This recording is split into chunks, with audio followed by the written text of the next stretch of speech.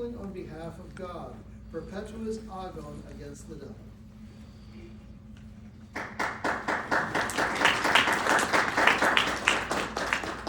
Hello everyone. This is the moment you've all been waiting for. There's 15 minutes left before happy hour down the street. So I'll play the agonistic devil. I'll try to entertain you and trick you into forgetting that salvation is just around the corner.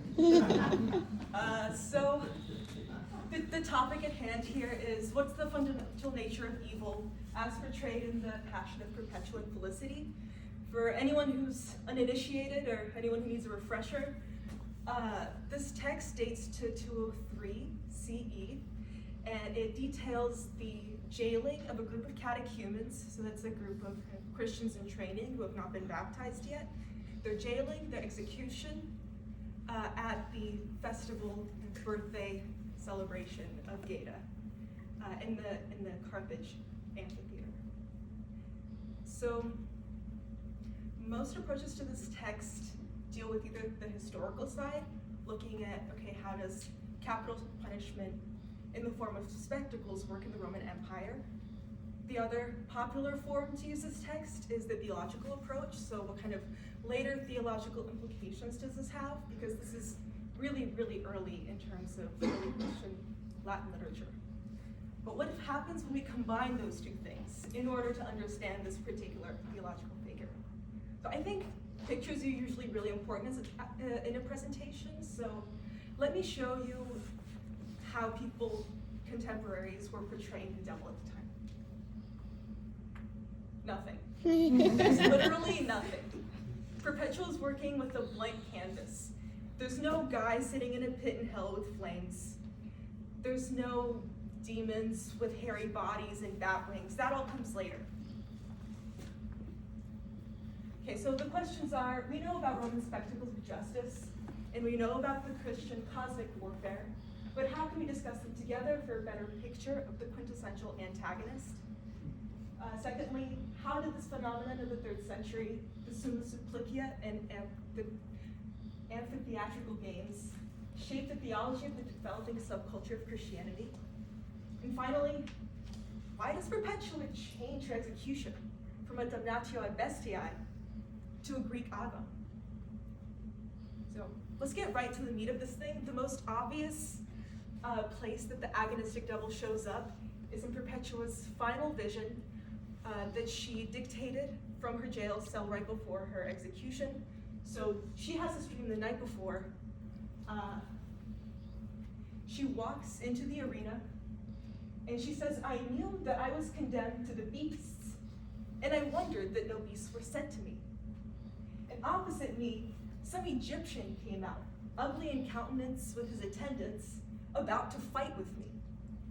And handsome young men came out to me, my helpers and aides, and I was stripped and became a man." That's interesting. "And the helpers began to rub me with oil, just as was usual for an agon." So I've underlined it here. We actually have the word agon used in here in the Latin as well.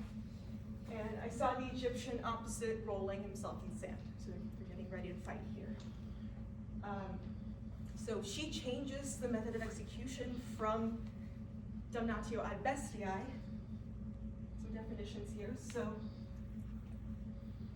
it was pretty common for Christian martyrs to be torn apart by wild beasts. In the amphitheater, they'd be kind of tied to a stake, and then the beast would just come in. And this was an aspect of the Summa Supplicia, which is capital punishment that is designed for a large audience in the amphitheater. And so at the top here we have agon, originally Greek. It means a contest, a struggle, a battle, more generally, I guess, a gathering or assembly to see games. So Perpetua has a very wide variety of events in the amphitheater to choose from, and instead of going with the beasts, she chooses the Greek agon. Okay, and here are the terms of engagement here. So a referee comes out to her, and he says, "The Egyptian will kill you with a sword if he wins, and if Perpetua wins, she will get this branch." So a lot of people think that this fighter is a gladiator. Not true.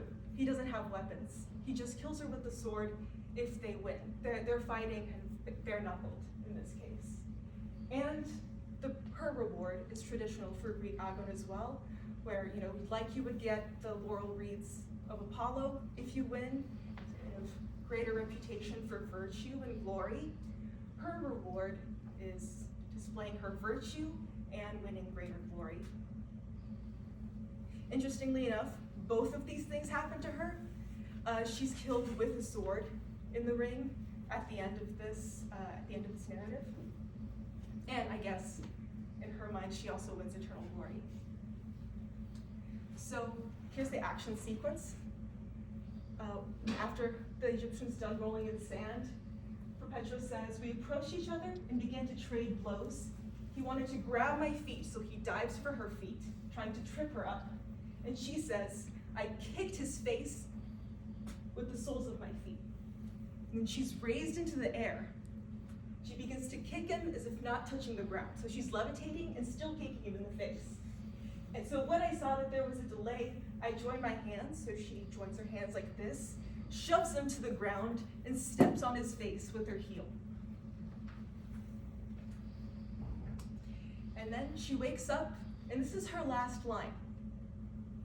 "I understood that I was not about to fight with beasts, but against the devil, and I knew the victory was mine." So here's a sequence of events that we see here. Perpetua sees the devil, she challenges the devil tries to trip up Perpetua, both physically and spiritually. And then Perpetua treads on the devil's head, she ascends, she's reborn, she's baptized. We see that levitation element in the fight sequence.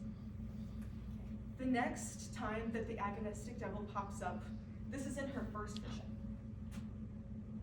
where she sees a bronze ladder of incredible length touching the sky, and on the sides of the ladder there are swords. So again, this is kind of a proleptic vision where it's looking ahead to her actual execution. So there's swords there, lances, hooks, knives, daggers, and lying under that ladder was a serpent of great size, which would set up traps for those climbing and frighten them away from climbing at all. Okay, and so then her mentor climbs to the top of the ladder and calls out to her, and she says, "It shall not harm me in the name of Jesus Christ." She uses the name of Christ here. And under that same ladder, as if frightened of me, it slowly stuck out its head, and as if it was the first step, I trod on the serpent's head and climbed up. So the serpent has a reaction specifically to the name of Christ. He's subdued by this name, and she uses him as a stepping stone to climb the ladder and get to heaven. So again, the same sequence of events here. Perpetua sees the devil, challenges him, tries to trip her up, right? He tries to set snares for people so they can't climb. She treads upon his head and then continues to climb. There's a biblical parallel here. So if you look at Revelations, there was a war in heaven. Michael and his angels fought against the dragon, and the dragon fought, and his angels, and prevailed not. Nor was their place found any more in heaven. And the great dragon was cast out, that old serpent called the devil, so there's an identification of his name, the devil, which deceiveth the whole world. He was cast out into the earth, and his angels cast out with him.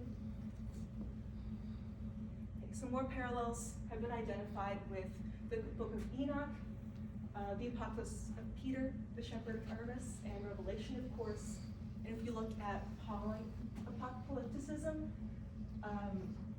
the devil is called the god of this world, and also there's this impetus to put on the whole armor of God. So again, you see that battle metaphor that Perpetua is drawing on. And so we also can see how Perpetua is kind of, in the true sense of the word passio, she is performing the role of Christ by also sacrificing herself. So the Son of God was manifested that he might destroy the works of the devil. So this quote pits two main opponents here, Christ and the devil. And so Jesus' first act after his baptism was to repel the temptations of Satan.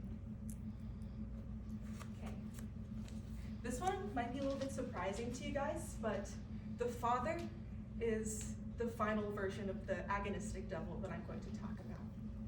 In the very beginning, before she's arrested, Perpetua, she's talking to her dad, and she says, you can't change me, Dad. I'm going to be a Christian. That's just who I am. And he says, so his reaction, then my father, angered by this word, Christiana, threw himself at me to gouge out my eyes, but he only annoyed me and left, defeated along with the arguments of the devil.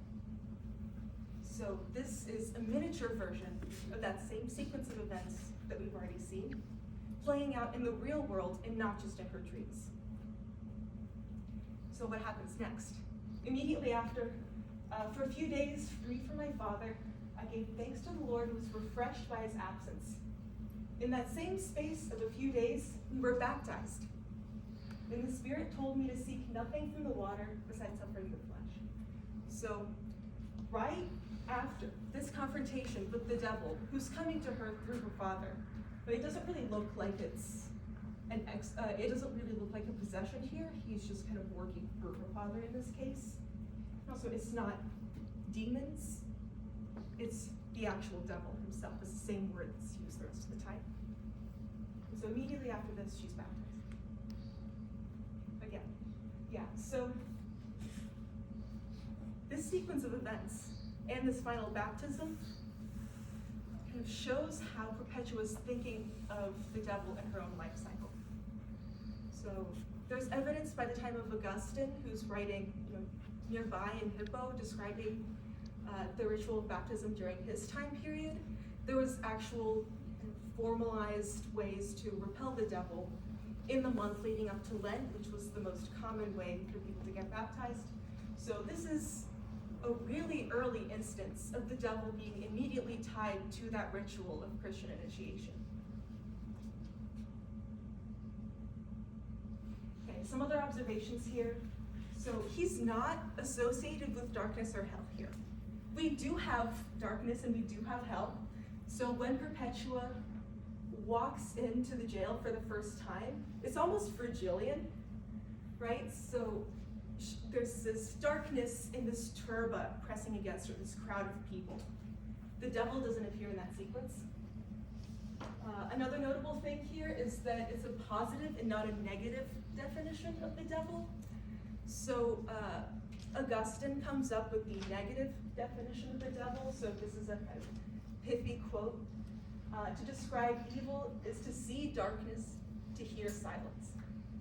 This is not the devil that we see in the Passion. He's very fully embodied. Like, remember that fight sequence? It's very physical. There's definitely an opposing force that's there. It's very polarized. So it's not the absence of goodness, but an actual physical presence for evil.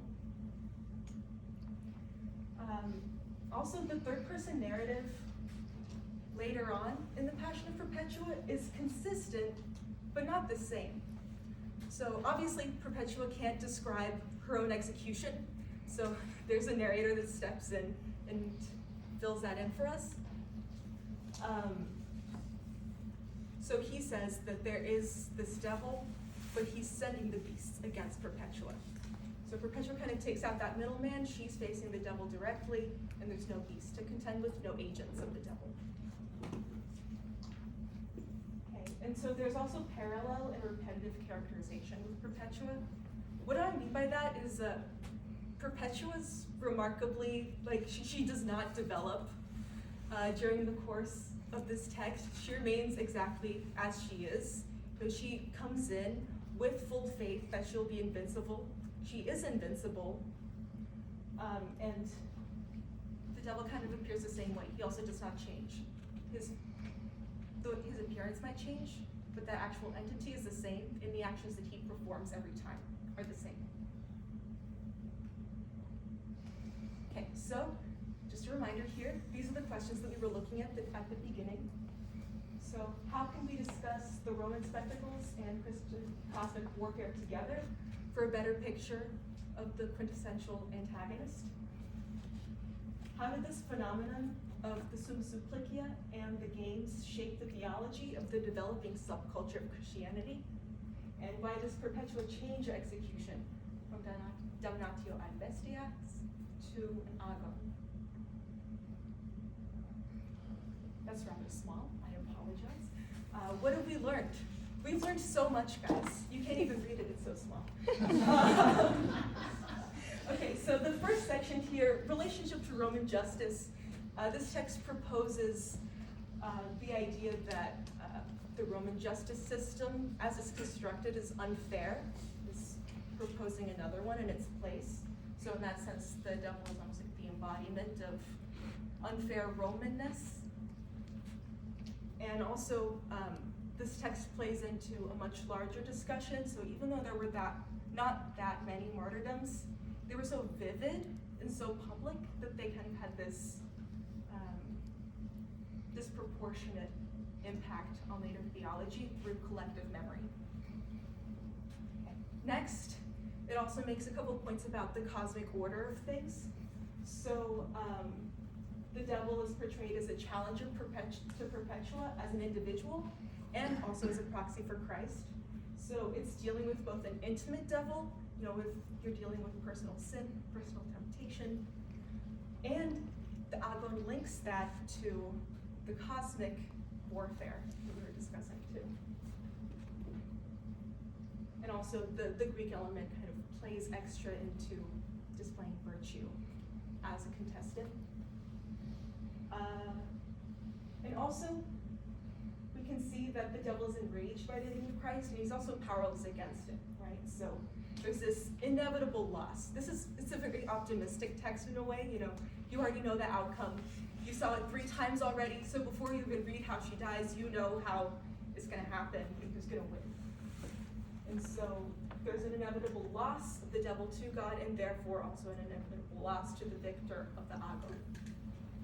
And so this last section is about the fundamental nature of evil in Christian thought. So it's a very early instance of the devil being a shapeshifter, a trickster, appears in lots of different forms, tries to deceive people, trip people up, literally. So he has a positive substance influenced by dualistic tendencies of the time period.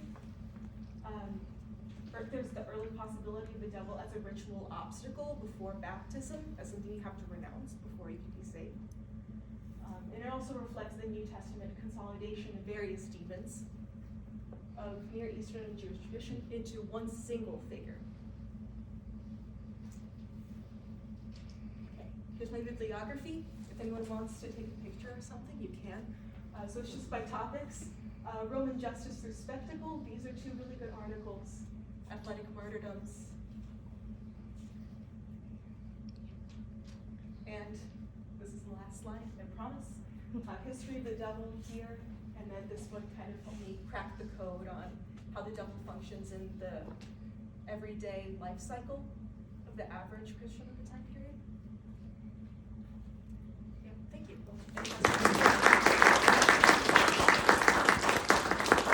We have time for a few questions. Okay, I'll start at the front. Go ahead. Thank you. This was really interesting. I really enjoyed it. I was really struck by the fact that the devil is an Egyptian in the first sequence. And does that mean anything? Because the snake, I feel like you see it later on, and with her sort of the gender play with the father and her being the man, that also I can see. What do you make of the devil being Egyptian in the first sequence? I've been thinking about this. I've heard a few explanations, like it's possible that it could have been a common costume for a gladiator at the time, because they're Scythians, but as you can see, I don't think he was a gladiator.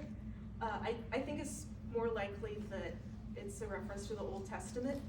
So it shows the fulfillment of God's promise to the Jews. So instead of saving them just from Egypt, he's saving them against the new Egypt by giving them the ultimate salvation. Along those lines of Old Testament fulfillment promises, this might be a stretch, but I was wondering if you see any parallels with the story of Jacob and his dream of the ladder to heaven, and also his antagonistic relationship with his brother, plus like him wrestling with a divine element. Yeah. I think that's really likely. I like that. Thank you. There's it in Roman literature about magic and the performance of magic, it's highly stigmatized due to its contradiction to Roman state religion and acceptable religions and cults within Rome. And they always cite the origin of that magic and this sort of wicked practice in Persia, and then having been taught to Egyptian priests. And I think that's huge in this, because when she's fighting the devil, this sort of cultural transfer of viewing Egypt as the source of evil, wicked magic, sin in their like non-sin narratives, is huge. And I guess I'm just kind of struck by this presentation on her ability to weave in sort of the idea of like these metaphors into physical formation, because you think of sin, I mean, later in Christian medieval literature, the word they use is lapsus, which is a fall. So he's going for their legs to try to bring them into sin, and it's a literal fall, but she's way before that, kind of corporealizing this ultimate conceptual understanding of falling towards the devil. But anyway, it's just an idea, because I worked a lot with mystery cults in my master's, so I feel like that's possibly another facet of it, is that's where the evil comes from to Roman religious. So Thank you.